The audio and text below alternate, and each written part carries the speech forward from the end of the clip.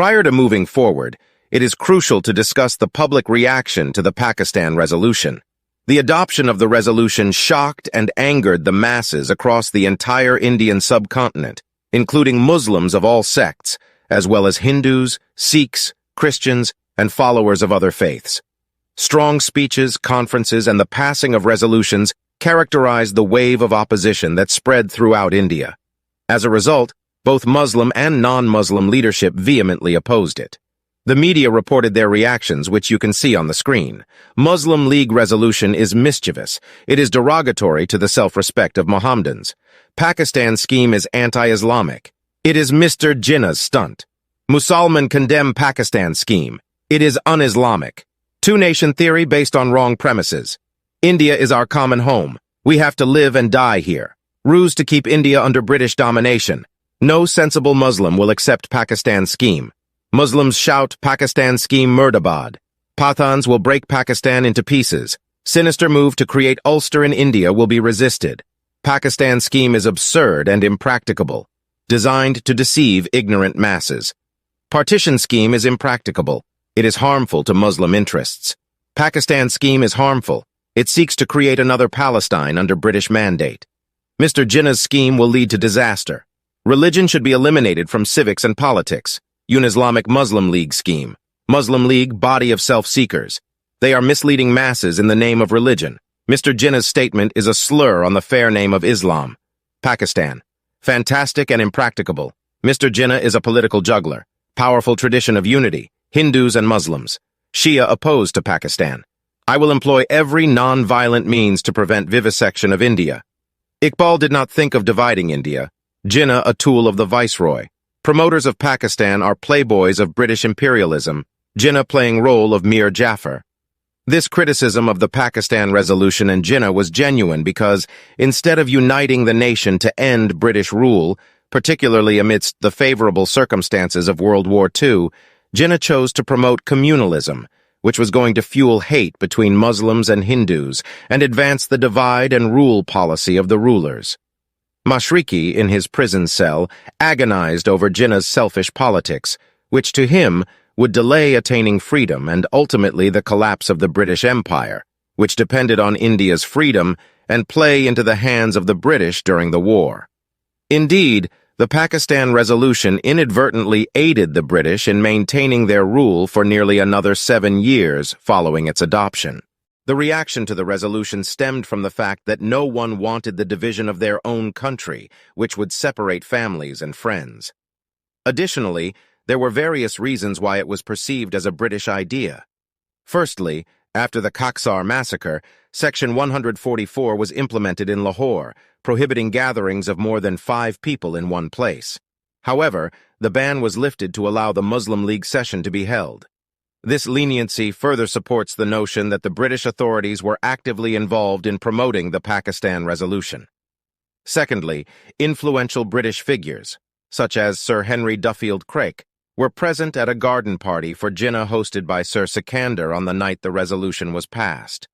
This raises questions about their true motives and implies that the British had a vested interest in supporting the resolution, potentially for their own political objectives.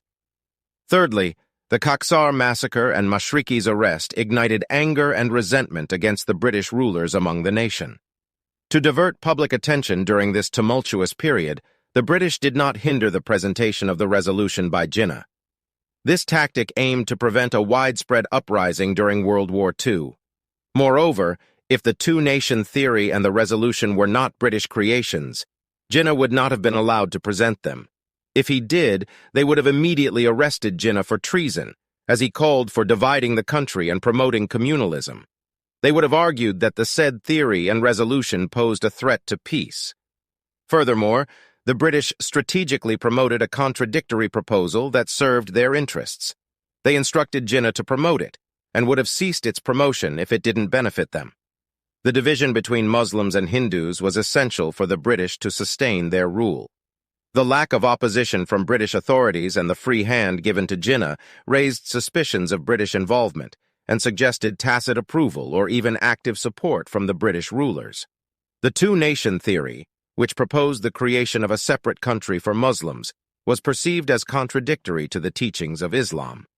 Moreover, the idea of demanding a separate country for Muslims in areas where they already held political power made no sense. Furthermore, the geographical challenge of forming a country with Bengal, a Muslim-majority region over 1,000 miles away from India, posed a significant hurdle. Considering these reasons and the widespread opposition to the Pakistan resolution from various Muslim leaders and communities, except for the Muslim League and its supporters, it becomes difficult to dismiss the notion that the adoption of the resolution, which later resulted in the creation of Pakistan, was not British political maneuvering, with Jinnah being utilized as a tool. Furthermore, Jinnah willingly served British interests, as many leaders do, by being accepted as the sole leader of Muslims at a time when he had no political standing in all provinces, such as Punjab and the northwest frontier provinces, now Khyber Pakhtunkhwa. Both Jinnah and the British working together are also evident from what the Viceroy of India, Lord Linlithgow, wrote to the Secretary of State, Lord Zetland, on May 14, 1940. We both are, of course, aware that there is a not unimportant Muslim element outside the Muslim League. Indeed, I am sure that Jinnah remains the man to deal with on the Muslim side. The Viceroy did not mince his words when he wrote to the Secretary of State that Jinnah is our man, and we accept him as a representative of all Muslims. Regarding Jinnah's claim that the Muslim minority would be suppressed by the Hindu majority in India, it was a fallacious ploy designed to instill fear and rally support for Pakistan. Jinnah conveniently overlooked the fact that Muslims, despite being a minority, held the reins of power in India for centuries. He also ignored the centuries of amicable coexistence between Muslims and Hindus until the British introduced their divisive divide-and-rule policy. The British sowed the seeds of religious animosity and exploited communal differences to maintain control over India. Consider, for instance, the relatively small number, less than 100,000, of the British presence in India, ruling over vast multitudes consisting of millions. The vastness of the British Empire they created around the world stands as a testament to their remarkable capabilities and deserves unreserved admiration. History has shown that true power lies in exceptional individuals who leave an indelible mark on the world stage, rather than mere quantity. Jinnah's alarmist notion that Islam faced peril in India was a baseless fabrication aimed at sowing fear among Muslims, lacking a solid foundation. To understand the truth about the partition of India, the politics of Jinnah, Gandhi, and the British rulers, watch the documentary titled The Road to Freedom, Allama Mashriqi's historic journey from Amritsar to Lahore. Additionally, read or listen to the audio version of the article named The British Chessboard, Jinnah, Gandhi, and the Strategic Divide of India, both of which are by scholar Nasim Yousaf and available on social media.